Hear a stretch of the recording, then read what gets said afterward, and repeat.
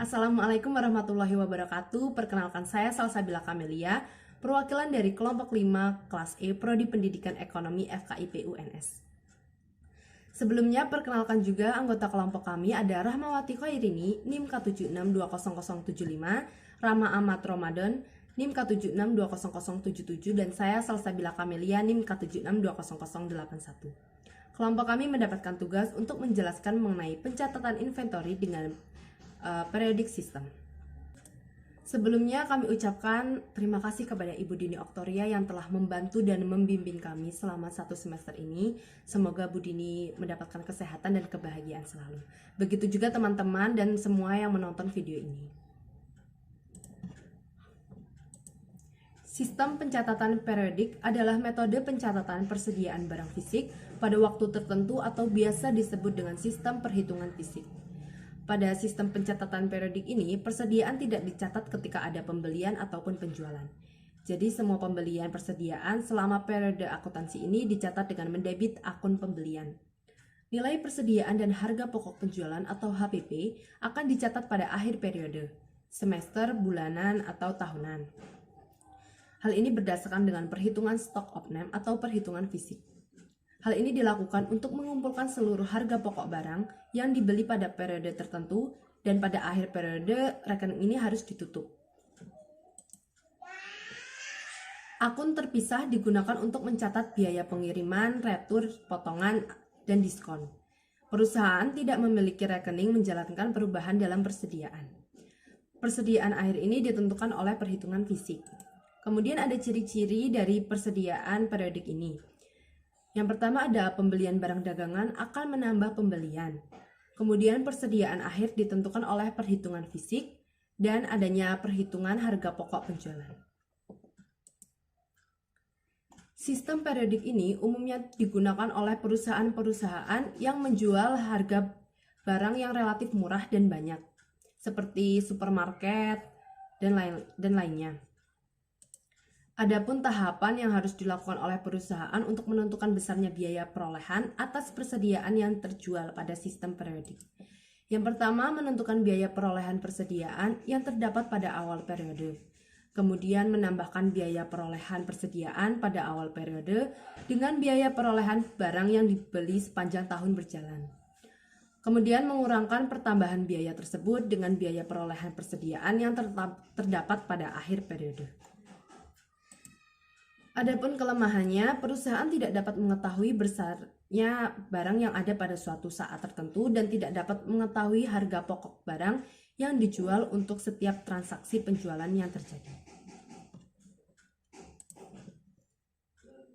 Jadi kekurangan sistem ini itu tidak bisa mengetahui jumlah stok awal dan stok akhir periode dari suatu barang dagangan.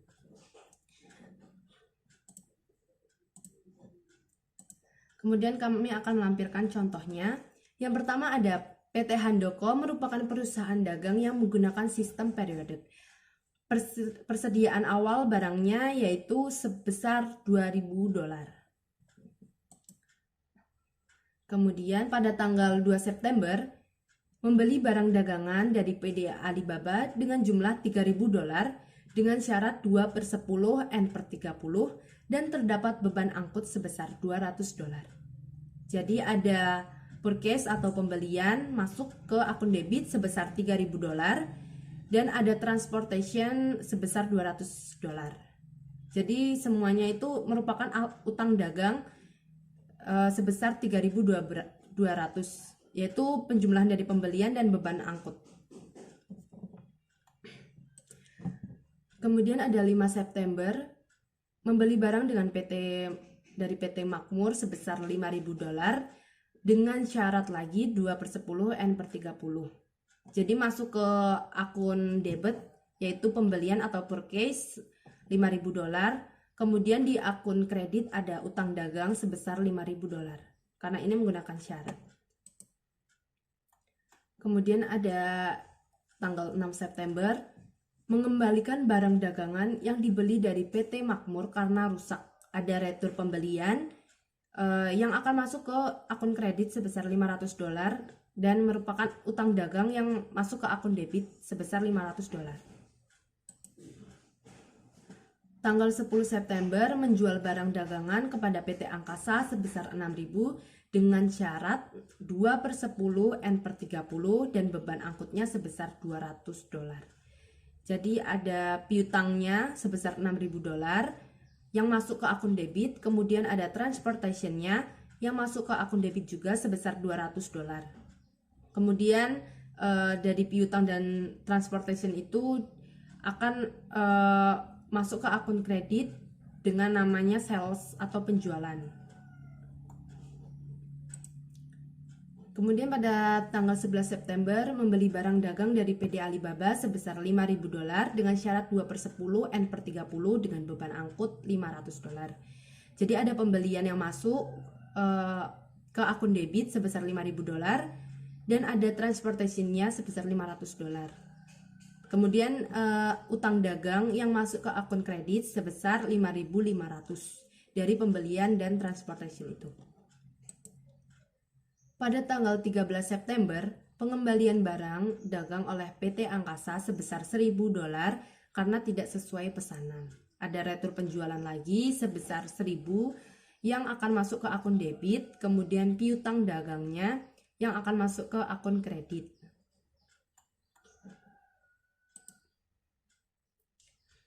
14 September diterima pelunasan faktur tanggal 10 September dengan menggunakan syarat tadi pada tanggal 10 September itu, berarti kasnya masuk $4.900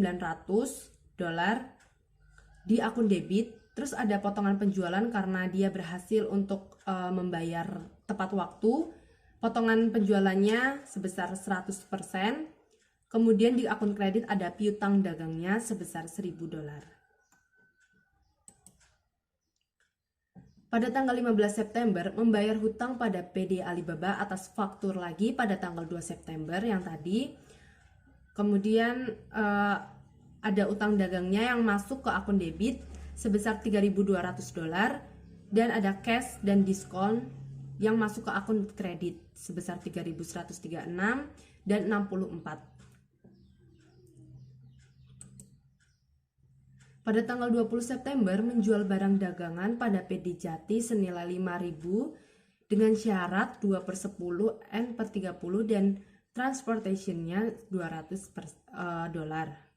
Jadi piutang dagangnya masuk ke akun debit, terus transportationnya masuk juga ke akun debit, dan ada sales yang masuk ke akun kredit. Tanggal 28 September ada pengembalian barang dagangan dari PD Jati sebesar $1.500. Berarti ada retur penjualan, ada sales returnnya yang masuk ke akun debit sebesar $1.500. Kemudian pada 31 September ada persediaan barang dagang akhir berjumlah $8.000. Kemudian kita akan membuat HPP. Yang pertama ada persediaan pada tanggal 1 September yaitu 2.000. Kemudian ada pembelian, ada purchase-nya sebesar 8.000. Kemudian ada purchase return, ada retur dan pengurangan harga beli, terus ada diskon.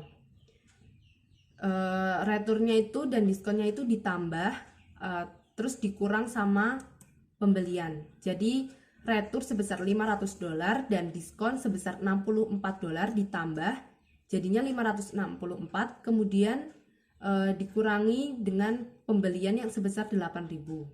Jadi sisanya itu ada 7.436 yang merupakan pembelian bersih.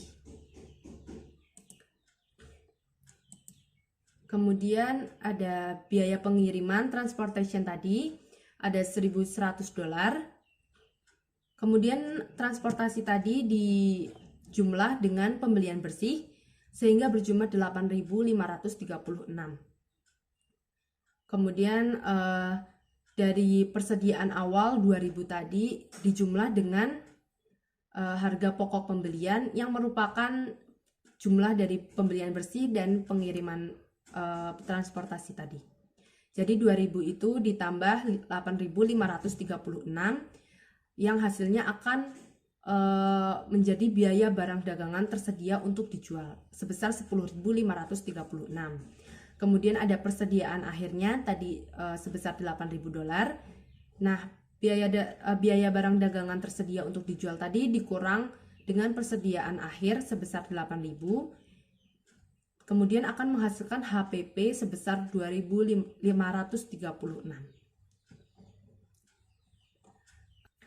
Nah, itu cara untuk menghitung persediaan barang dagang menggunakan periodic system. Itu saja yang dapat kami sampaikan. Terima kasih telah menonton video ini, dan jika ada salah-salah kata ataupun kesalahan dalam penulisan, kami mohon maaf sebesar-besarnya. Terima kasih. Wassalamualaikum warahmatullahi wabarakatuh.